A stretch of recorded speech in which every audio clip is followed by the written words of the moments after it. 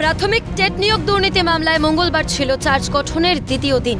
এদিন ৪৭ জনের চার্জ গঠনের প্রক্রিয়া সম্পন্ন হয়। সোমবার পার্থ চট্টোপাধ্যায়, মানিক ভট্টাচার্য সহ ৬ অভিযুক্তের বিরুদ্ধে চার্জ গঠন হয়েছিল।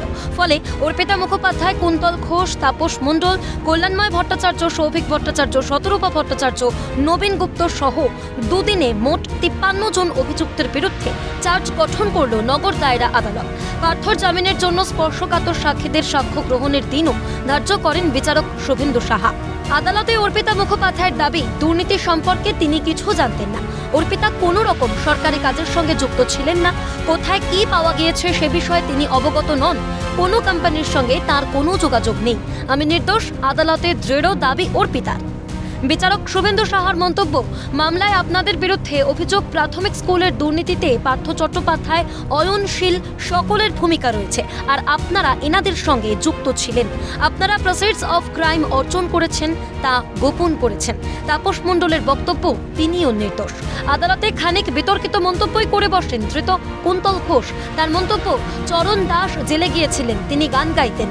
আমি বিজেপি এবং কেন্দ্রীয় সরকারের বঞ্চনার জন্য মুখ খুলেছি, তাই আমি প্রতিহিংসার শিকার। বিচারক খানিক ক্ষুব্ধ হয়ে বলেন, এসব বলতে ধর্মতলায় যান। তবু কুন্তলের মন্তব্য, দুর্নীতির সঙ্গে আমার কোনো যোগ নেই, এটা পুরোপুরি রাজনৈতিক প্রতিহিংসার কারণ, আমি সম্পূর্ণ নির্দোষ। একে একে সকলের বিরুদ্ধে অভিযোগের কথা বলেন বিচারক শুভেন্দু সাহা। শোনান আরোপিত ধারাও। পার্থ চট্টোপাধ্যায়ের জামাই কল্যাণময় ভট্টাচার্যের উদ্দেশ্যে বিচারকের মন্তব্য, পার্থ চট্টোপাধ্যায়ের জামাই হিসেবে আপনি যথেষ্ট গুরুত্বপূর্ণ ভূমিকা পালন করেছেন। আপনি কোম্পানিগুলির ডাইরেক্টর হিসেবে যোগদানের পরে আর্থিক দুর্নীতি করেছিলেন, দুর্নীতির কালো টাকা গোপন করেছিলেন এবং সেই কালো টাকাকে এমনভাবে জনসমক্ষে তুলে ধরেছিলেন যাতে সেই অর্থ সাদা বলে মনে হয়। পার্থ চট্টোপাধ্যায়ের থেকে টাকা নিয়ে বাবলি চ্যাটার্জি মেমোরিয়াল ট্রাস্টের নামে জমি কিনেছিলেন, সেখানকার কনস্ট্রাকশন ম্যানেজ করেছিলেন। পার্থ চট্টোপাধ্যায় আপনাকে এই বাবদ ১৫ কোটি টাকা দিয়েছিলেন। আপনি দোষী না নির্দোষ? যথারীতি কল্যাণময়ের উত্তর, তিনি নির্দোষ। মানিক ভট্টাচার্যের পুত্র সৌভিক ভট্টাচার্যের ক্ষেত্রেও বিচারকের মন্তব্য, মানিক ভট্টাচার্যের ছেলে হিসেবে আপনি ওনাকে সাহায্য করেছেন।